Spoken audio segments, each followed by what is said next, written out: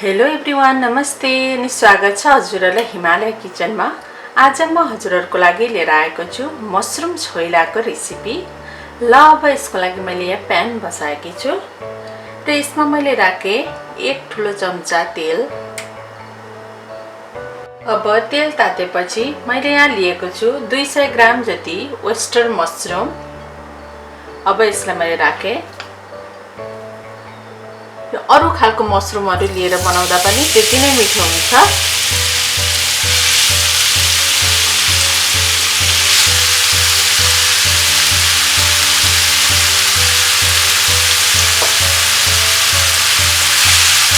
अब मशरुमलाई चाहिँ हल्का रातो रातो हुने बेलासम्म फ्राई गर्नुपर्छ।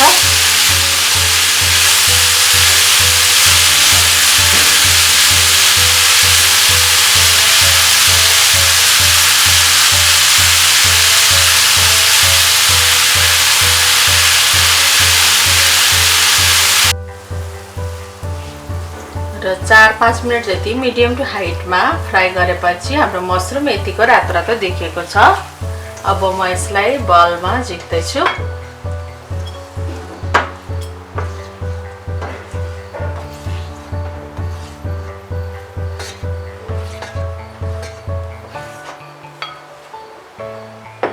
अब यही प्यानमा मैले राखे एउटा मिडियम साइजको टमाटर। यसमा मैले थोरै नुन राखे। यसरी नुन राख्दा चाहिँ टमाटरलाई छिटै गल्नलाई हेल्प हुन्छ। र सुरुको 1 मिनेट टमाटरलाई छोपेर पकाउँदै छु म। र 1 मिनेट भएपछि यो टमाटरलाई म यसरी पकाउँदै छु।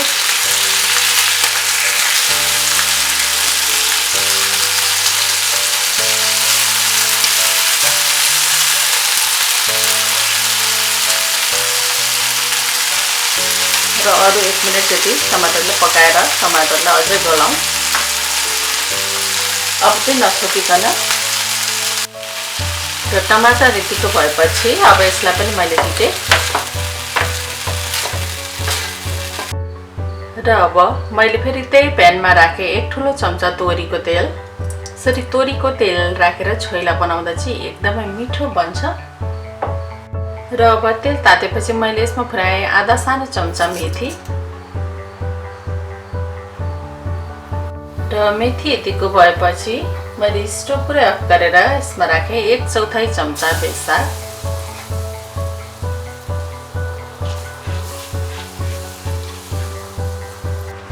र अब यसले मैले मशरुमलाई झाने। ल अब मैले यहाँ अघि पकाएको टमाटरलाई लिए। त्यसलाई यसरी राखेर अब टमाटरलाई म यसरी हल्का कुट्छु।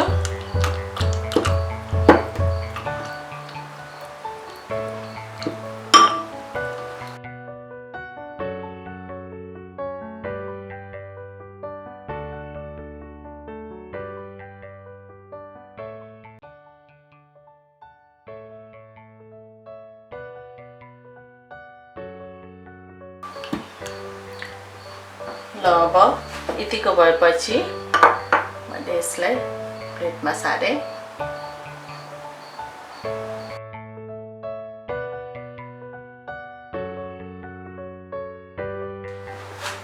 ल अब फेरि मैले मशरुमलाई लिए र यसमा मैले राखे अब एउटा मिडियम साइजको प्याज र 1/4 कप हरियो प्याज,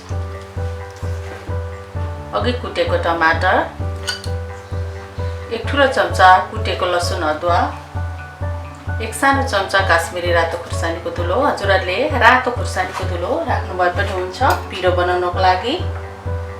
केही हरियो धनियाको पत्ताहरू। मैले राखे आधा सानो चम्चा जिरा र धनियाको पाउडर। अप्सनल हो, हजुरहरुले नराख्न पनि सक्नुहुन्छ। र नुन राखे मैले थोरै आफ्नो स्वाद अनुसार। र मैले राखे काटेको हरियो खुर्सानी 2टा। अब यसलाई एकदमै राम्रोसँग मिक्स गर्नुपर्छ।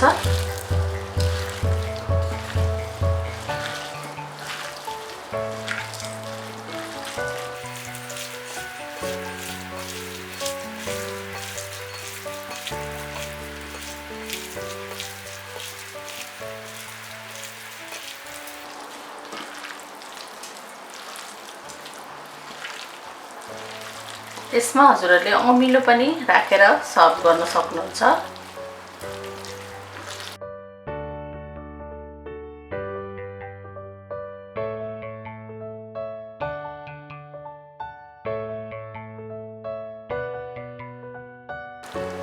र अब हाम्रो मसरुम छोइला चाहिँ खानको लागि रेडी भएको छ।